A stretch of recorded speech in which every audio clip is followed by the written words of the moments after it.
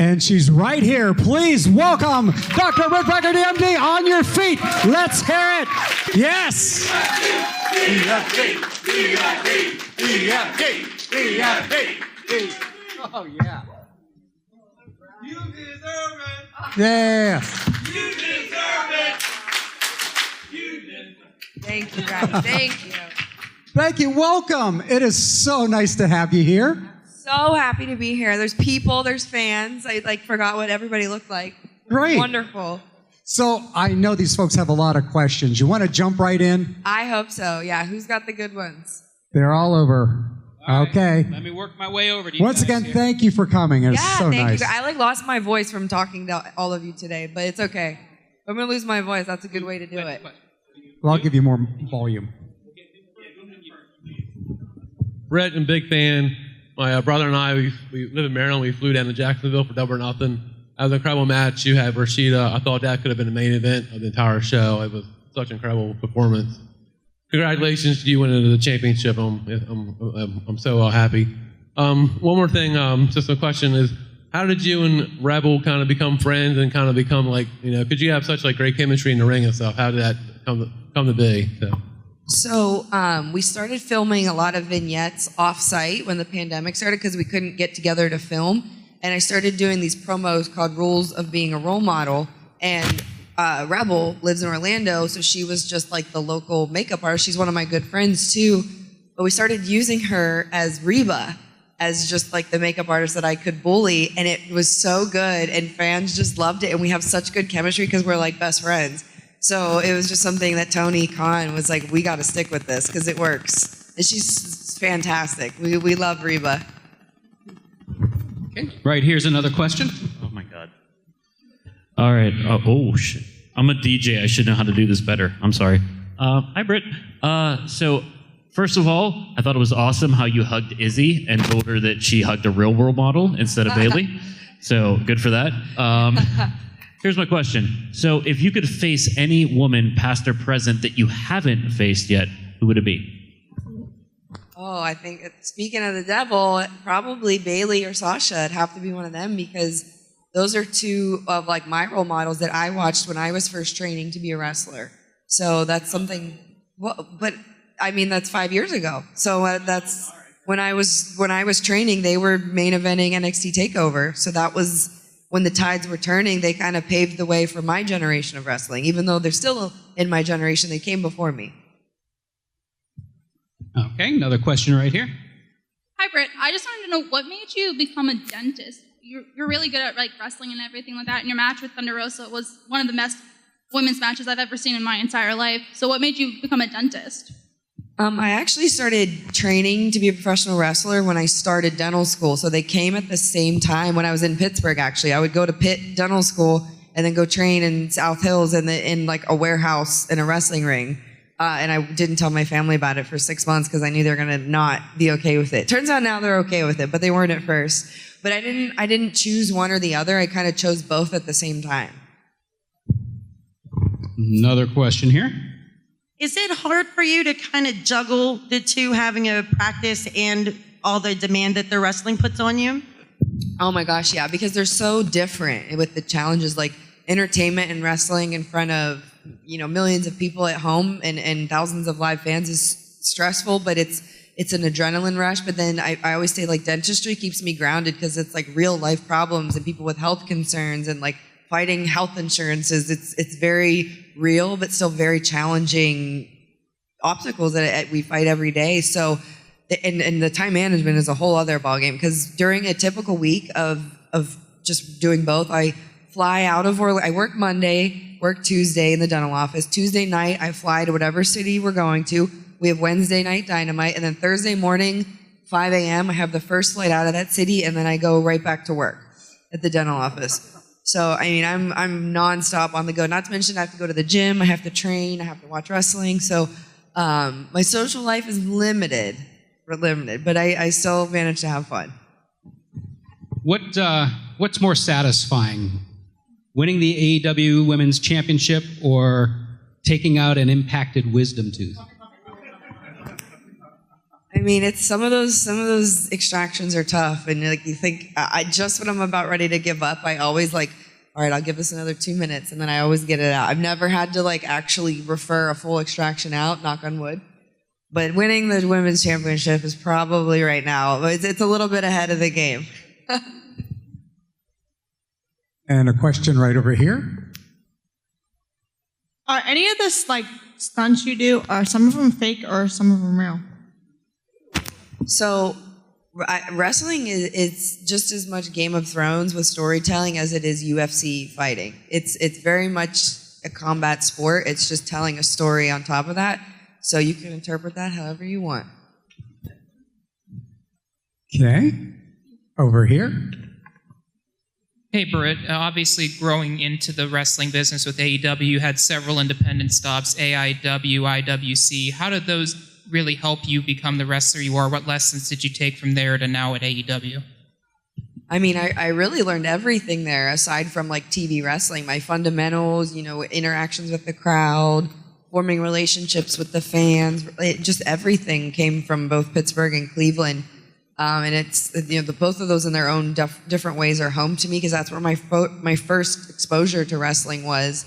And it's always really, really exciting when I come home with AEW to Pittsburgh and Cleveland. Granted, they greet me very differently, and I like coming back to them in their own respective ways. What is your preference, being a heel or a face? A heel, definitely. That's the general indication that I get is being a heel is much more fun. I just think I'm a heel at life, so it just fits. And just to prove that, she threatened to put me through a table when we were out there waiting. He was showing me. He goes, "Okay, there's your water. There's your chair." I said, "Okay, now where's the table I'm putting you through?" He just looks at me like, I was like, "I'm just kidding." Question right over here. At your office, do you practice like a certain specialty or just a little bit of everything? Yeah, so I do general dentistry, so I do a little bit of everything. But I love doing crown and bridge and filling, like restorative dentistry. I'm not a big fan of root canals because people hate root canals and they don't like being told they need root canals. So I always refer that out. So that I'm like the good dentist. Like you come back to me when it's time to put the crown on that tooth, but I don't actually do the root canal. So there's not that bad taste in your mouth about me. I'm like the good cop. I'm in Orlando. All right, another question here. Hi, Britt. Hi.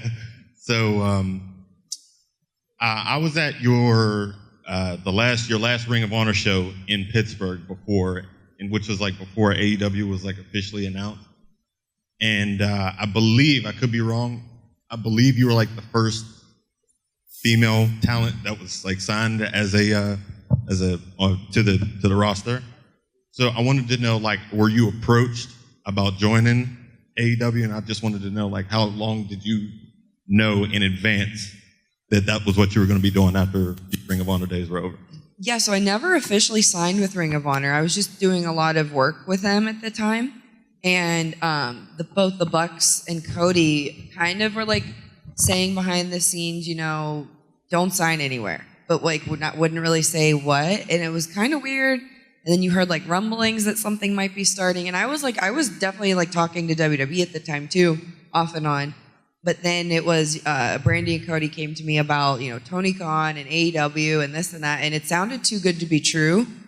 But then like I met Tony Khan and he's literally the best human on the planet. He's the nicest, most wonderful man to work for. And I think it shows with the product. Like everybody's so happy to work for AEW because of the boss that's running the show. He really does care about everyone. And when you meet someone like that, you can't say no. Like you absolutely want to work there. Another question right here. Hi, I'm Leon. Hi. But my question is, first of all, I want to say your match with Thunder Rosa, I think we can all agree, is one of the best women's matches we've seen in years. Thank you. My question, though, is, reading, it was either a few days ago or a week ago, Triple H made a statement saying that the best women are in WWE, and if they're not in WWE, they want to be in WWE. And I, myself, disagree, because I think AEW has put on some of the best women's matches we've seen in a long time. Baby. Yeah, so I replied to that, to Triple H's comment, with a picture of me and Thunder Rosa. So that's my response to that. How much did you hurt after that match? Oh my God, I go to the gym religiously every day. I didn't go to the gym for a week. Did not even walk on the treadmill, nothing. I just laid around for a week because it was just I was in so much pain. I had, I did go to work though. I went to the dental office 3 days after, and I had thumbtack pinpoint holes down all my arms, and everyone's like, what happened? Like, why do you have holes all over you? So that was an interesting conversation. Well, yeah, there were these thumbtacks. Like, what do you mean thumbtacks? What are you doing with thumbtacks? I was going to ask, how many thumbtacks did you have to pull out? 87. Yeah. Sidney Crosby. Being a dentist, how often do you have like a fan who's one of your patients? So it's becoming more and more of a thing, but I never bring it up. Like if they're sitting in my chair, I'm not going to say, by the way, I'm a wrestler, D.M.D. No, I don't do that because I need to be in your mouth. So we can't be sitting here chit-chatting away. I need to like work on you. But a lot of people are like, oh, so I Googled you and I saw you're a wrestler and that's kind of cool. And then they want to like hear all about the story because a lot of people that come to the dental office know nothing about wrestling. So they're like, that's weird. Why would you do this? Why would you do that? But then there's the diehard fans that want to, talk for hours about AEW, and we just can't do it. We can't do it there in the dental office. But definitely it's becoming more and more prevalent. So there's no truth to the rumor that you do your dental work in your ring gear? No, that doesn't happen. Nope. No. All right, a couple questions right here. Britt, who do you think you could be feuding with for us at the 2021? If you being a new champion, who do you like to think would be a good challenger for you for the title, or like in a good feud for upcoming next few months? Leading up to All Out in September. So. There's a lot of really great girls in our division. I mean, I always have great matches with Nyla Rose, Chris Statlander, Red Velvet, Serena Deeb, Ty Conti. I mean, the list goes on and on and on. So just whoever wants it, come get it. Oh, shit. You put that in front of my face. I'm sorry. First of all, can I have a Big Mac coupon? I might actually have one here. Oh, my God. Shit. Okay. I told people on Reddit I would ask, so I'm going to ask. Let me see. I had like 1 million in here at one point, but I think I took some out. Oh. I'll ferry the Big Mac coupon for you.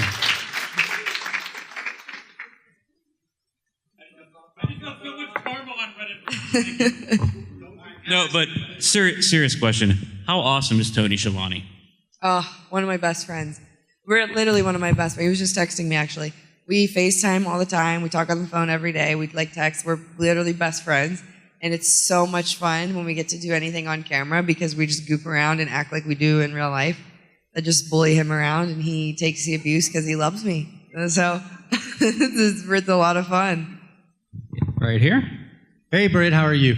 I'm good. How are you? I want to thank you for saving wrestling. Because we came to AEW for Jericho, but we stayed for you and a couple other people.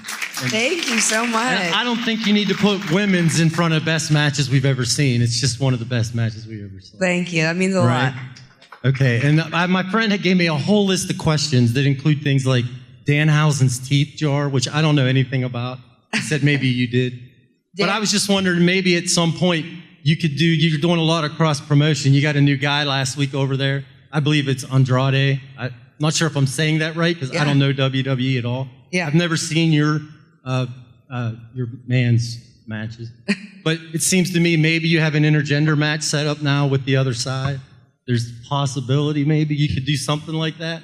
Well, my Tony Khan is not, he doesn't really want to dabble in the intergender. He's been pretty vocal about that a man versus a woman is not super believable. If it's done the right way, sure, but I'm never going to go against what the boss man says because he's my boss and he signs my paycheck. So. Now speaking of intercompany promotions, the fact that Kenny Omega has crossed over and is also the Impact champion, is there any cross-promotion in the works for the women's division in AEW? I don't know that it's in the works now, but I would love for it to be. Deonna Purrazzo is one of my best friends, the Impact champion, the Knockouts champ. So she's one of the best technical women's wrestlers in the world. I would love to wrestle her. So if she wants to come over too, bring her on over. He's got a follow-up question. I know you follow all Pittsburgh stuff and Mark Madden and all that kind of stuff. Well, I don't know, easy. Well, right. we know Mark. We know how Mark is. You should do something with Jericho about Britsburg Dad. You know that character? The Pittsburgh Dad? Yeah, well, you could do Britsburg Dad, and he could do all wrestling puns instead of Steeler puns. I don't know. Is that a question or? I think we're going to go somewhere. We're going to go in a different direction here. Anybody else have some questions? Yeah, hi, Britt. How's it going? I'm good. How are you? Having a wonderful time here. Celebrating with my wife. I think we met you earlier. She said you were just totally awesome. I agree. Aww. So I have to ask, what is the funniest thing you've seen backstage? What is the one thing that's really cracked you up more than anything else? Oh, my God. We're laughing all the time, like all the time.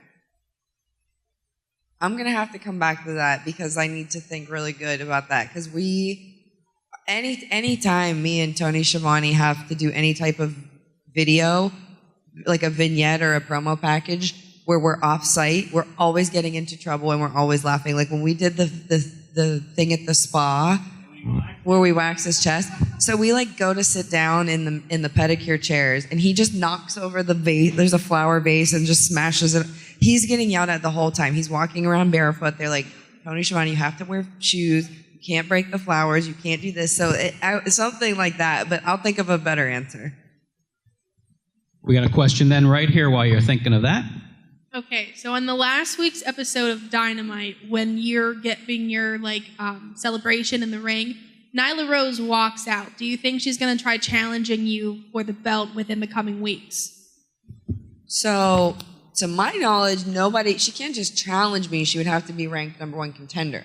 So if she works her way up the rankings, then sure, that's fine. But no one just gets a free pass. You have to do the work like I did. I didn't get to just challenge Sheeta. I had to wrestle a million dark matches, and then I got a #1 contender match. Some questions right up front here. Once again, with that lights out match, just unbelievable. Like when you watch that, you really vault the division. I mean, when you look the past 20 years, what it is today, it's unbelievable. You watch that, my jaw drop. I'm like, holy shit. But when I look at even with the blood and the thumbtacks, is there an art to that? And even the thumbtacks, what idea do you guys, that's what I really want to do. And do you ask anybody, what's that feel like before I get slammed down on that? Or you just go, let's just go, fuck it, let's do it. Well, I've actually read Chris Jericho's, I forget which book it was, where he talks about thumbtacks. And he described it as I don't even remember, it was horrific. And I had the idea of thumbtacks permanently in my brain as misery and something I never wanted to do. But when you're doing a weapons match, you have tons of stuff around the ring you can play around with. Thumbtacks come out, it's inevitable, someone's going to go through them. Just so happened to be me. There's nothing fake about it. It hurts really bad. They're like the thumbtacks at your office job that just go in your back all over you. 100 of them at one time.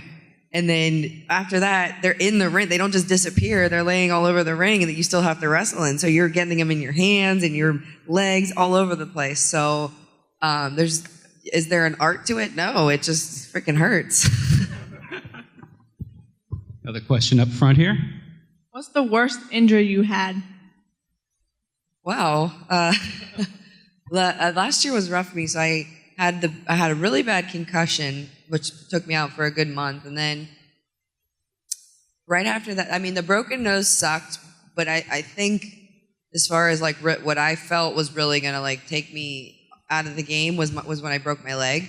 But honestly, it was the best thing that ever happened to me because then I still got to stay on TV and do promos and video packages. So whereas that's the worst injury, it's the best thing for my career, in my opinion. What's your thoughts on the cinematic style matches that are being incorporated in AEW, WWE, as opposed to just the straight up wrestling matches? It's kind of like everything. It's not for everybody. Just like the hardcore lights out match, that's not for everybody. It's certainly not for my mother. If you want to ask her about that, it was she awesome. was not a fan of that. But it's just it's like different strokes for different folks. Some people love Stadium Stampede. Some people don't. You know, Jim Cornette does not ever want to see it ever again. It's your different flavors for different people. Britt, I have a Brody Lee question, and you know what that means. Just what was it like being a part of that tribute show, just as a company coming together to celebrate a man that meant so much to so many different people? It did. I'll tell you, it didn't even feel like it was like as a company. It was the wrestling universe coming together, because people from every brand across the world were reaching out to us and watching and tweeting and posting about it. And just having Brody's family there. I mean, they're there almost every week. Little Brody is running around hitting everyone with kendo sticks, and Amanda's there, and Nolan. They're really like our family. Like they're just they're part of the roster now, and I think it's really cool that Tony has made our environment so welcoming for, you know, God forbid anything tragic happens, we still have everybody's back. Another question over here. Hey, Brett. Who is your favorite opponent and why?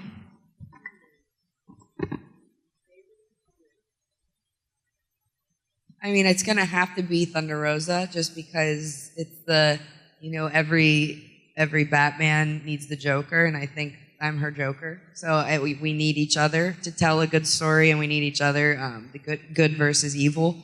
And I think it's just the perfect depiction of that. All right. Any other questions? Time for a few more. We got Sam over here and then back. Why didn't you guys raise your hands when I was over here before? No, she ain't putting me through no table. Who raised their hands? You got? All right, we'll go with you first. How was it like a reunion, being able to work with a lot of the men, women that like you worked with in indies? Like, for instance, like I remember seeing you and Warlow in IWC right here in Pittsburgh, and like having you two work in the same show is pretty awesome. Like, because you both like rocked the house in Pittsburgh. No, it's not like a reunion, because we never stopped working together, because we were like on the indies, and then we got plucked off the indies right onto AEW.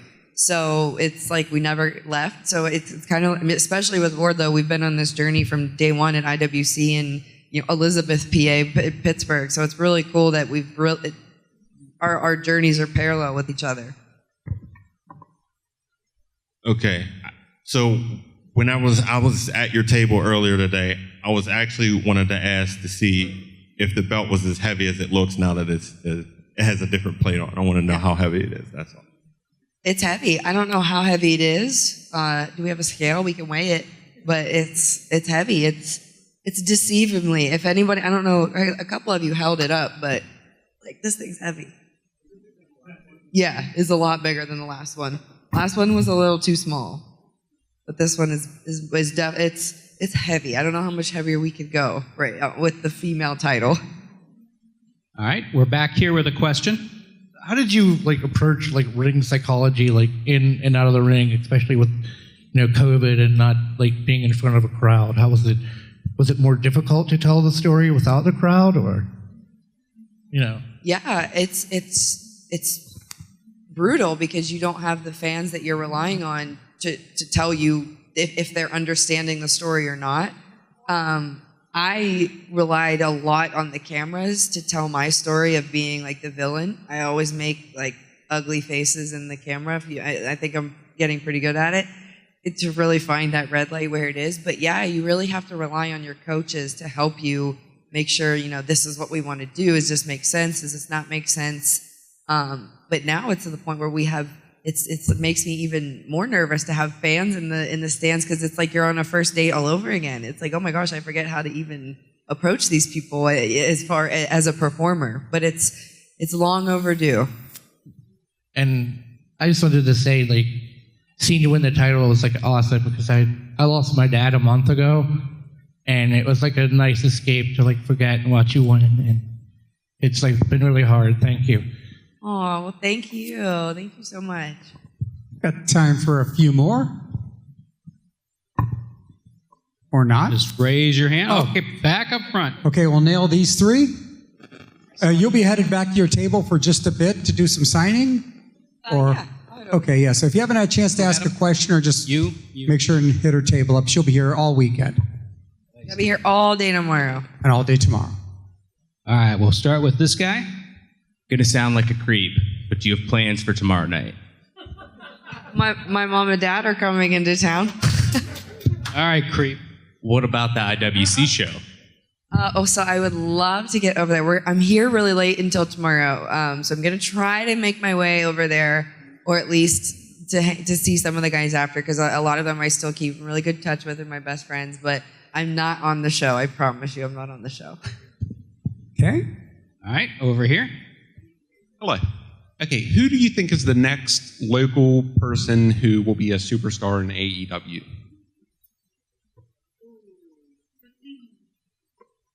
I mean, I'm always and forever going to be an Andrew Palace fan.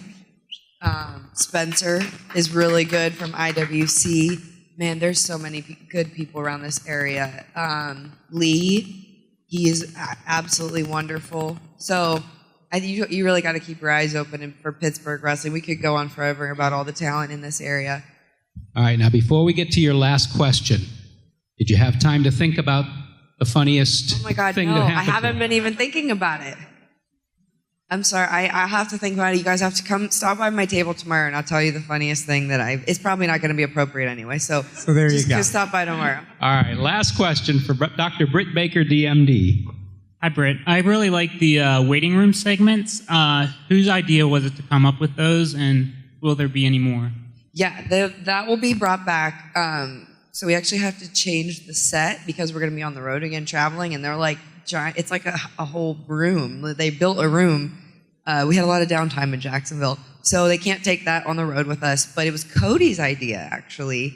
And Cody had a lot to do with kind of helping me in the right direction of like promo work and everything like that, as well as Chris Jericho and Tony Khan himself. But the waiting room was absolutely 100% Cody Rhodes' idea. And there you go. Thank you so much for coming out. And you guys know what to do. Thank you so much. She's here all weekend. So lucky to have her. You can do better than that. Hi, this is Aaron Ashmore, and you are watching Fandom Spotlight. Be sure to like, share, and subscribe like now. Oh, and have fun and follow your fandom.